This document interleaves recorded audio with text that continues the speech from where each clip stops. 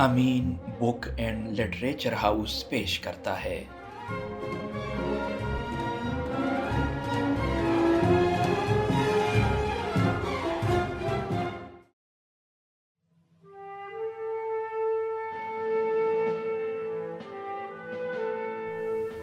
ساتواں باب، اشکوں بھرا حماسہ۔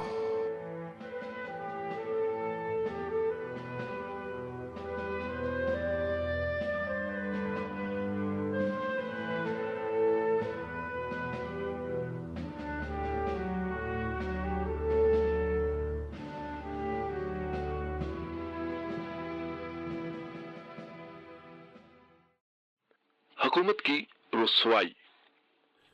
جون 1963 کی بات ہے۔ یہ موسم بہار کا تیسرا مہینہ ہے۔ اس سال 1383 ہجری کا محرم بھی جون کے مہینے میں ہی آیا۔ اسی سال تہران میں ایک بڑا سانحہ پیش آیا اور کچھ دوسرے شہروں میں بھی اس طرح کے سانحات رونما ہوئے جن میں ہزاروں لوگ قتل کر دیے گئے۔ میں بیر جنگ میں تھا۔ اس وقت میرا اس شہر میں جانا ایک خاص منصوبہ بندی کے تحت تھا، جس کا ہدف حکومت کو اس کے جرائم کی بنا پر رسوا کرنا، قم میں اور بالخصوص مدرسہ فیضیہ میں علماء کی بے حرمتی سے پردہ اٹھانا اور ایرانی قوم کی اسلامی شناخت کو مسخ کرنے کی سرکاری کوششوں اور منصوبوں کو آشکار کرنا تھا۔ قم میں رونما ہونے والے سانحے کا ذکر آیا تو چلیں اسی حوالے سے اختصار کے ساتھ ان 2 برسوں میں رونما ہونے والے دیگر سانحات کی طرف بھی اشارہ کرتا چلوں۔ امام خمینی رحمۃ اللہ علیہ کی تحریک کی ابتدا خزاں 1962 میں ہوئی، جب آپ نے ایسے حکومتی فیصلوں کا سختی سے اور ببانگ دہل انکار کیا جن کا ہدف اسلام کی عظمت کم کرنا اور صنف علماء کو سرکوب کرنا تھا۔ مدرسہ فیضیہ میں ہونے والے حادثے کے بعد امام خمینی نے بھرپور طریقے سے صدائے احتجاج بلند کی۔ بعد ازاں ماہ محرم کے لیے ایک منصوبہ تشکیل دیا جو کچھ یوں تھا: تمام اہل منبر اور خطباء 7 محرم سے حکومتی ظالمانہ اقدامات کا برملا اظہار کریں اور پھر اگلے مرحلے میں 9 محرم الحرام سے عزاداری کے بڑے بڑے اجتماعات، ماتمی دستے اور انجمنیں اس کام کو انجام دیں۔ میں اس پیغام کو دوسروں تک پہنچانے والوں میں سے ایک تھا۔ امام خمینی نے مجھے اپنی اس منصوبہ بندی کی خبر مشہد میں موجود آیت اللہ سید میلانی اور آیت اللہ سید قمی تک پہنچانے کی ذمہ داری سونپی تھی۔ محرم الحرام کے ابتدائی ایام میں ہی میں بیر جند کی طرف چلا گیا، جہاں مجھے امام کے منصوبے کے مطابق اپنی ذمہ داری نبھاتے ہوئے حکومت کی ظالمانہ پالیسیوں کو بے نقاب کرنا تھا۔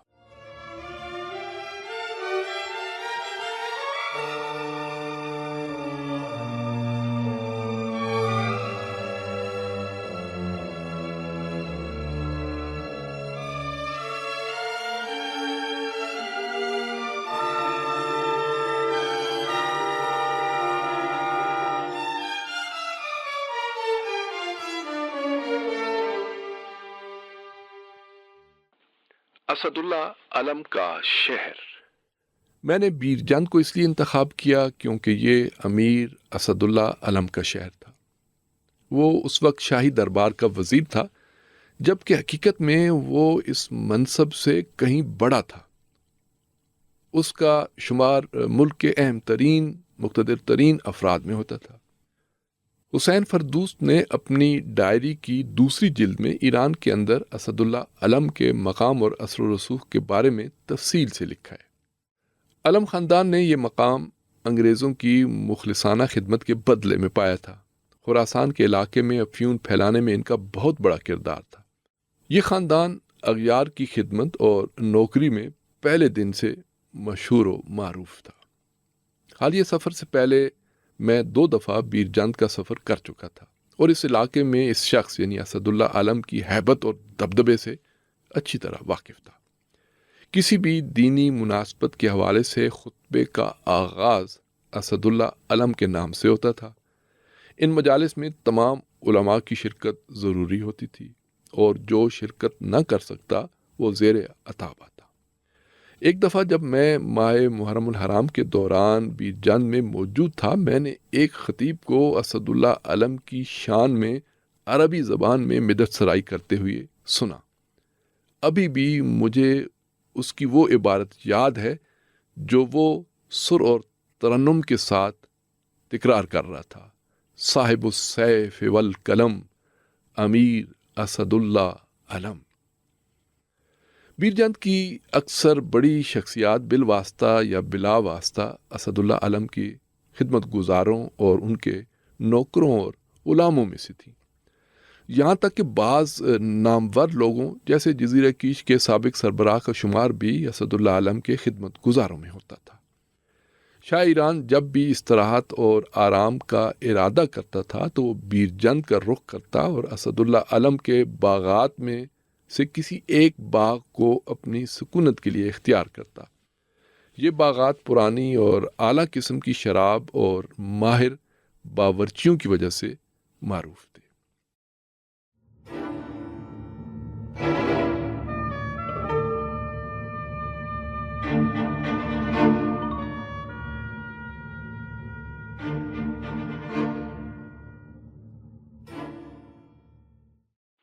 سیاسی گریا۔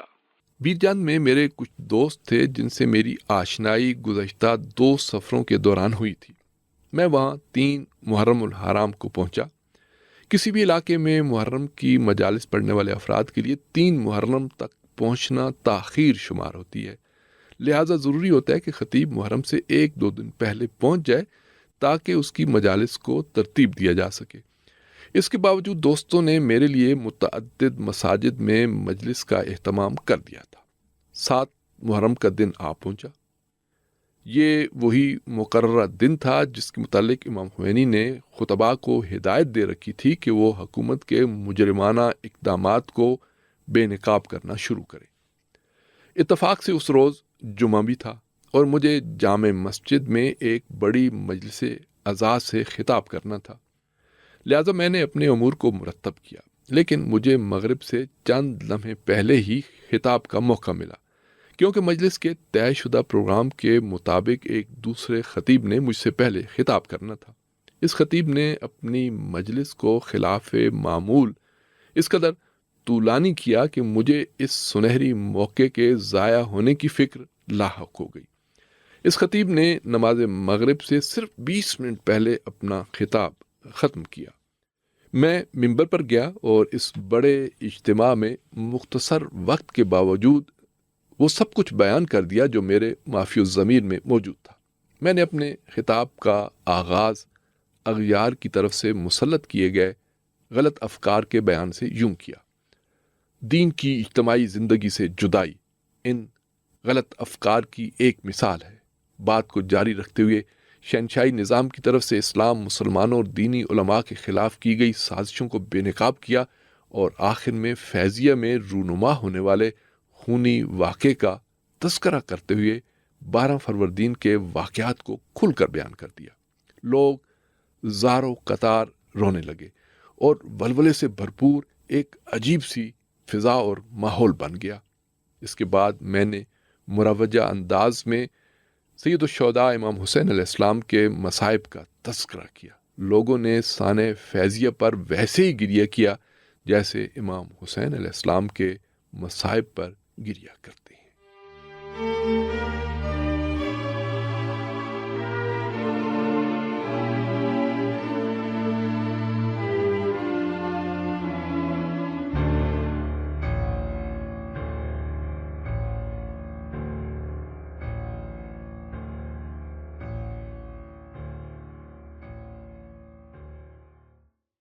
زندان کا پہلا تجربہ۔ میں نے اسی طرح کے فکری، حماسی اور انقلابی خطابات 9 محرم تک جاری رکھے، یہاں تک کہ مجھے گرفتار کر لیا گیا اور پولیس اسٹیشن لے جایا گیا۔ یہ گرفتاری پولیس سمیت تمام تفتیشی اداروں کے ساتھ میرا پہلا تجربہ تھا۔ اس سے پہلے میں نے پولیس اسٹیشن نہیں دیکھا تھا۔ وہ مجھے ایک جوان پولیس افسر کے کمرے میں لے گئے جس نے مجھے دیکھتے ہی غصے میں سخت اور دھمکی آمیز لہجے کے ساتھ ڈانٹنا شروع کر دیا، لیکن میں نے بڑے اعتماد اور انتہائی پرسکون انداز میں اسے جواب دیتے ہوئے کہا، تم مجھے پھانسی دینے سے زیادہ کچھ نہیں کر سکتے، البتہ تم میں اس کی صلاحیت نہیں ہے، جو چاہو کر لو، میں ہر سزا بھگتنے کے لیے مکمل آمادہ ہوں، کیونکہ میں گھر ہی سے خود کو موت کے لیے تیار کر کے نکلا ہوں، خود کو خواہ مخواہ زحمت میں مت ڈالو۔ اس افسر کو مجھ سے ہرگز ایسے جواب کی توقع نہ تھی۔ وہ میرا جواب سن کر حیران و پریشان ہو گیا، اس کے چہرے کا رنگ اڑ گیا، غصہ ٹھنڈا پڑ گیا اور لہجے میں واضح تبدیلی آ گئی۔ وہ کہنے لگا، میں تم سے کیا کہوں؟ تھوڑی دیر خاموش رہنے کے بعد اس نے کہا، تمہارے ماں باپ بیوی بچے نہیں ہیں؟ میں نے کہا، ماں باپ تو ہیں لیکن بیوی بچے نہیں ہیں، کیونکہ میں فی الحال غیر شادی شدہ ہوں۔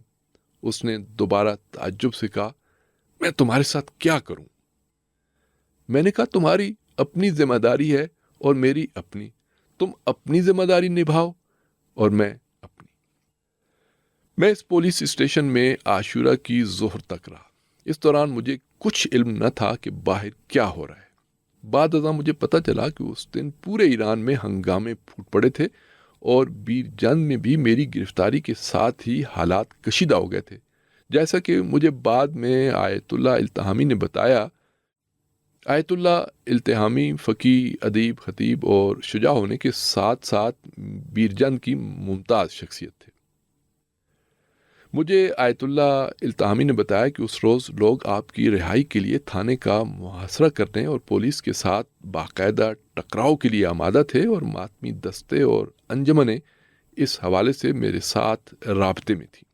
یوں لگتا ہے کہ حکومتی مشینری اس بات سے آگاہ ہو گئی تھی اور اس خوف میں مبتلا تھی کہ کہیں بیرجند میں بھی تہران سمیت باقی شہروں کی طرح شدید عوامی رد عمل کا سامنا نہ کرنا پڑے۔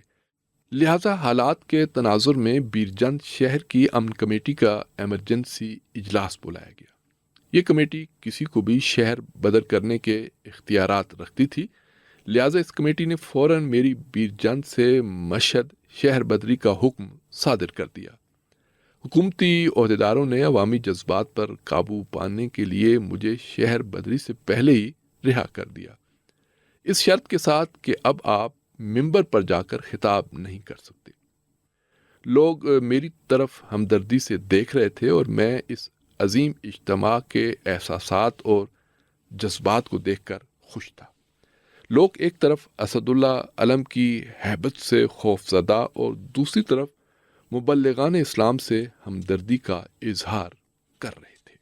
جب میں 10 سے 15 محرم کے دوران بیرجند میں تھا تو میری گرفتاری سے شہر بدری تک کے دوران پورے ایران میں حکومت مخالف عوامی تحریک زوروں پر تھی۔ تہران کی مجالس عزا انقلابی مجالس میں تبدیل ہو گئی تھی، جنہوں نے طاغوت کو خوفزدہ کر دیا تھا۔ عاشورہ کے دن قم میں امام خمینی رحمۃ اللہ علیہ کا تاریخی خطاب 2500 سالہ شہنشاہی نظام کے خاتمے کا نقطہ آغاز ثابت ہوا اور 12 محرم کو انہیں قید کر لیا گیا۔ ایرانی کیلنڈر کے مطابق یہ 15 خرداد کا دن تھا، جو ایران کے معاصر تاریخ کا مشہور دن ہے۔ ان ایام میں ایک اہم کرنل جو کہ تفتیشی افسر بھی تھا، مشہد سے بیرجند آیا اور مجھ سے ملنے کا مطالبہ کیا۔ مجھے اس کی حالیہ آمد کے مقاصد کا علم نہیں تھا۔ ہم تمہیں مشہد بھیجیں گے، لیکن وہاں بھی حالات بہت زیادہ کشیدہ ہیں، گرفتاریاں اس قدر زیادہ ہوئی ہیں کہ مشہد کی جیلوں میں جگہ کم پڑ گئی ہے۔ وہ مشہد کے کشیدہ حالات کی تصویر کشی سے مجھے مرعوب کرنا چاہتا تھا۔ پھر اس نے کہا، بہتر ہے جب تک وہاں حالات معمول پر نہیں آتے تم بیرجند ہی میں رہو۔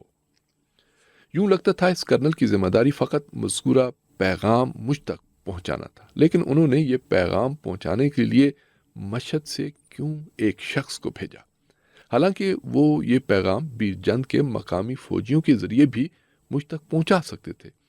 پھر اس قدر اہم عہدے پر فائز افسر، گویا حکومتی مشینری میں بے قراری حد سے زیادہ بڑھ چکی تھی اور وہ ہر چیز کو بڑی باریک بینی سے مشاہدہ کر رہی تھی۔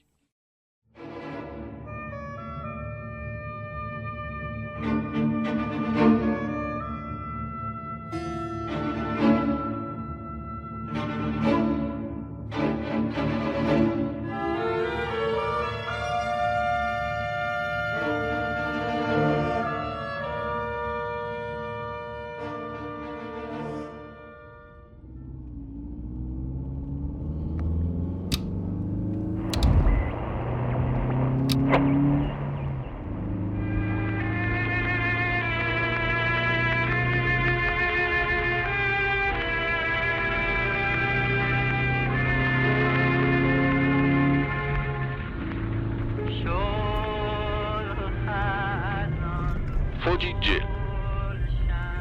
15 محرم الحرام کی تاریخ تھی جب 3 پولیس اہلکاروں کی نگرانی میں مجھے بیرجند سے مشہد روانہ کیا۔ ایک آدھ مقام پر سڑک کے کنارے ہوٹل پر کھانے کے لیے مختصر قیام کے سوا فوجی جیپ نے بیرجند سے مشہد کا فاصلہ جو 540 کلومیٹر بنتا ہے بغیر کسی وقفے کے انتہائی تیزی کے ساتھ طے کیا، حالانکہ راستے میں قائن، گناباد، تربت حیدریہ جیسے کئی شہروں سے گزرتا۔ میری نگرانی کرنے والے پولیس اہلکار خوف اور پریشانی میں مبتلا تھے۔ مشہد پہنچ کر انہوں نے مجھے ایک پولیس اسٹیشن کے حوالے کیا جہاں مجھے ایک سخت رات گزارنا پڑی۔ پولیس اہلکار گھوڑوں پر سوار سڑکوں اور گلیوں میں گشت کر رہے تھے۔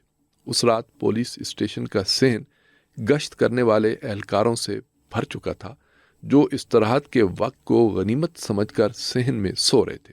میرے سونے کے لیے کوئی جگہ نہ بچی تھی، لہٰذا وہ لوگ مجھے ایک تنگ سے کمرے میں لے گئے۔ اگلی صبح انہوں نے وہاں سے مجھے ساواک کے مرکز منتقل کر دیا جہاں سے مشہد کی فوجی جیل منتقل کیا گیا۔ اس جیل میں قیدیوں کی ایک بڑی تعداد موجود تھی جس کی اکثریت دینی مدارس اور یونیورسٹی کے طلاب اور خطباء پر مشتمل تھی۔ یہ لوگ مختلف مظاہروں میں شریک ہونے اور امام خمینی کے پیغام کو عام کرنے کے جرم میں قید تھے۔ ان میں سے بعض شخصیات اب تک مجھے یاد ہیں جو بعد میں انقلابی اور سیاسی میدان میں وارد ہوئی، جیسے پرویز پویان جو 60 کی دہائی میں بائیں بازو کی مسلح تحریک کے سربراہوں میں سے تھے اور بعد میں ایک مسلح کارروائی میں قتل ہو گئے۔ انہی قیدیوں میں سے شیخ فاقر بھی تھے جو بعد میں پارلیمنٹ کے رکن بھی بنے۔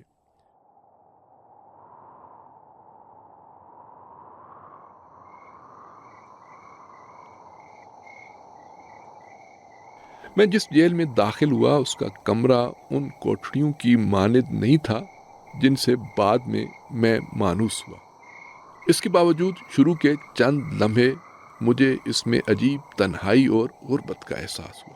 مجھے اپنے ساتھ والے کمروں میں موجود قیدیوں کے متعلق اور ان کی تعداد کے بارے میں بالکل علم نہ تھا۔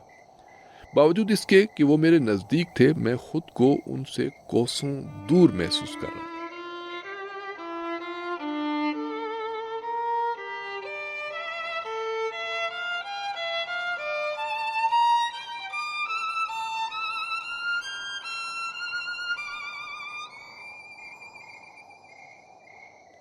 ابھی تھوڑی ہی دیر گزری تھی کہ میرے ساتھ والے کمرے سے ایک آدمی کے شعر گنگنانے کی آواز آئی۔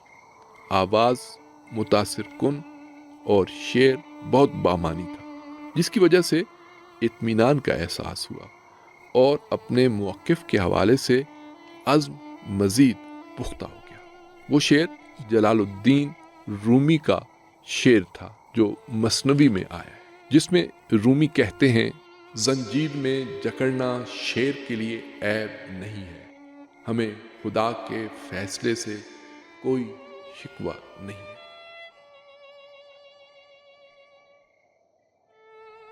میں شعر پڑھنے والے کو آواز ہی سے پہچان گیا۔ وہ مشہد کے معروف خطباء میں سے تھے اور میں جان گیا کہ وہ بھی قید ہیں۔ جیل کے ہمسائے سے آشنائی اور اس کے اشعار سن کر مجھے ایسا سکون ملا کہ جس نے تنہائی کی وحشت کو ختم کر دیا۔ وہ عمارت جس میں ہم قید تھے کوئی فوجی جیل نہیں تھی جس میں فوجیوں کو قید کیا جاتا ہے، بلکہ حقیقت میں وہ ایک فوجی ڈپو تھا جسے انہوں نے ملک کے کشیدہ حالات کے پیش نظر جیل میں تبدیل کر رکھا تھا۔ ان کشیدہ حالات نے حکومت کو ہنگامی بنیادوں پر عارضی جیلیں بنانے پر مجبور کر دیا تھا۔ یہی وجہ تھی کہ اس کے کمرے ہرگز رہنے کے قابل نہیں تھے۔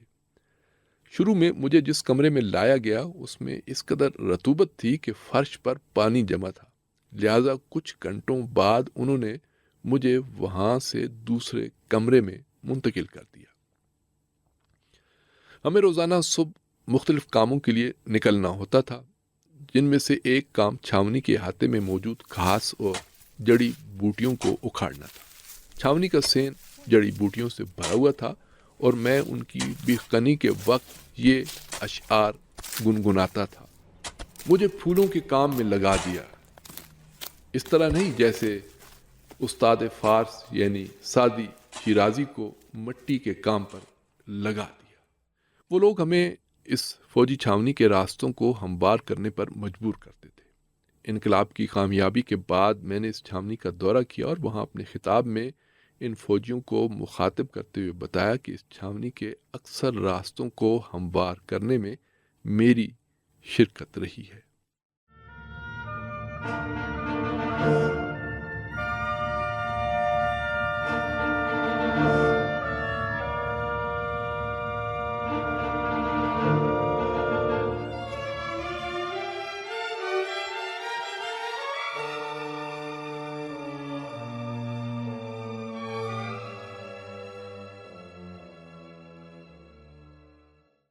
مولانا تمہاری داڑھی مونڈ ڈالی۔ میں اس فوجی چھاونی میں 1 ہفتے سے زیادہ رہا جس میں انہوں نے میری داڑھی مونڈ ڈالی۔ یہ پہلی بار تھا کہ میری داڑھی مونڈی گئی۔ دوسری بار ایک دوسری جیل میں مونڈی گئی جس کا تذکرہ بعد میں کروں گا۔ داڑھی مونڈنے کے متعلق میں پہلے سے سن چکا تھا کہ فوجی چھاونیوں میں صابن اور پانی کے بغیر خشک استرے سے داڑھی تراشتے ہیں۔ یہ انتہائی گھٹیا اور تکلیف دہ عمل ہے۔ یہی وجہ تھی کہ بیرجان سے مشہد کے سفر کے دوران میں نے خود کو ان تلخ لمحات کے لیے آمادہ کر لیا تھا۔ آخر کار داڑھی مڑنے کا وقت عام پہنچا اور حجام آ گیا۔ میں اس کی طرف پریشانی کے عالم میں دیکھ رہا تھا۔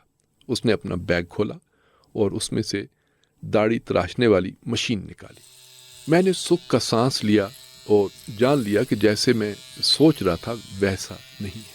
داڑھی منڈوانے کے بعد میں نے تجدید وضو کے لیے وضو خانے جانے کی اجازت طلب کی۔ انہوں نے مجھے فوجیوں کے ہمراہ جا کر وضو کرنے کی اجازت دے دی۔ راستے میں مجھے ایک جوان افسر نے دیکھا جو اپنے پست رویے کے حوالے سے کافی مشہور تھا۔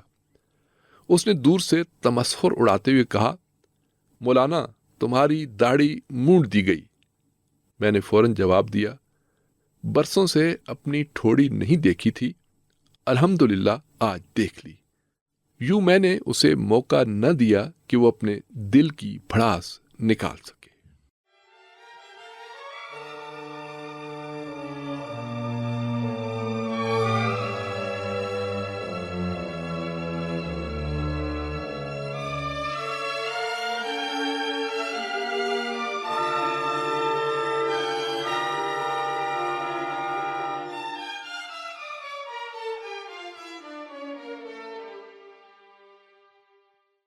اے میرے فرزند، مجھے تم پر فخر ہے۔ ابھی مجھے گرفتار ہوئے 3 دن ہی گزرے تھے کہ جیل کی نگرانی پر مامور افسران میں سے ایک میرے پاس آیا اور کہنے لگا، کل آپ کو آزاد کر دیا جائے گا۔ میں یہ خبر سن کر حیران ہوا اور اپنے آپ سے کہا، شاید میرے کسی دوست نے حکومت سے مربوط کسی شخص سے میری رہائی کے لیے سفارش کی ہو۔ میں نے اس موضوع کے متعلق سوچتے ہوئے قرآن سے استخارہ کیا تو یہ آیت نکلی، فلا يستطيعون توصية ولا إلى أهلهم يرجعون۔ پس وہ لوگ نہ وصیت کر پائیں گے اور نہ ہی اپنے اہل و عیال کی طرف لوٹ پائیں گے۔ اگلا دن آیا، مزید چند دن بھی گزر گئے لیکن مجھے رہائی نہ ملی۔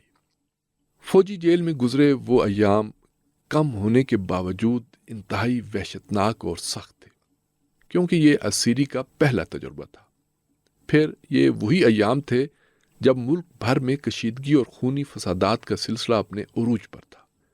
اسلامی تحریک اور شخصیات کو ہر طرف سے خطرات نے اپنی لپیٹ میں لے رکھا تھا اور شاہی نظام اس تحریک کو بے دردی سے کچلنے میں مصروف تھا۔ پھر خدا نے چاہا کہ مشکلات کے بعد آسانیاں پیدا کرے۔ جیل میں 8 یا 9 دن گزارنے کے بعد مجھ سمیت تمام قیدیوں کی اسیری اپنے اختتام کو پہنچی۔ میں اپنی رہائی کے دن کو بھول نہیں سکتا۔ جون کے آخری ایام تھے جو سال کے طولانی ترین دن ہوتے ہیں۔ ایک دن عصر کے وقت جیل کا ایک افسر آیا اور ہمیں رہائی کی خبر دی۔ ہم میں سے ہر ایک نے اپنا مختصر سامان کپڑے وغیرہ سمیٹنا اور اپنے کمروں میں انتظار کرنا شروع کیا۔ پھر انہوں نے ہمیں کمروں کے درمیان موجود برآمدے میں جمع کیا، جیل کا دروازہ کھولا اور کہا تم لوگ جا سکتے ہو۔ خلاف معمول بغیر کسی کاغذی کارروائی کے ہمیں جیل سے جانے دیا گیا۔ ہم نے ایک دوسرے سے خدا حافظی کی۔ میں نے سڑک کا رخ کیا اور تیز قدموں کے ساتھ گھر کی طرف چل پڑا۔ ہمارا گھر اس فوجی جیل سے زیادہ دور نہیں تھا۔ جب میں گھر کی طرف جا رہا تھا اس وقت مجھ پر ایک خاص کیفیت طاری تھی، شرمساری، شوق اور خوف سے آمیختہ کیفیت۔ شرمساری داڑھی کے نہ ہونے پر اور خوف والدین کی ملامت سے تھا، کیونکہ ممکن تھا وہ یہ کہہ دیں کہ تم نے ایسے معاملات میں مداخلت کیوں کی جن کی وجہ سے جیل جانا پڑا۔ جب میں گھر پہنچا تو گھر والوں نے بڑی گرم جوشی سے میرا استقبال کیا۔ سب نے پرجوش انداز میں خوش آمدید کہا اور رہائی پر مبارکباد دی۔ چائے پینے کے لیے بیٹھتے ہی میری والدہ نے جو پہلی بات کی وہ یہ تھی، میں تم جیسے بیٹے پر فخر کرتی ہوں۔ خدا کی راہ میں وہی کرنا چاہیے جو تم نے کیا۔ میں نے سکھ کا سانس لیا اور خدا کا شکر بجا لایا۔ والدہ کے اس جملے نے مزاحمت کے راستے میں میری سرگرمیوں پر انتہائی مثبت اثرات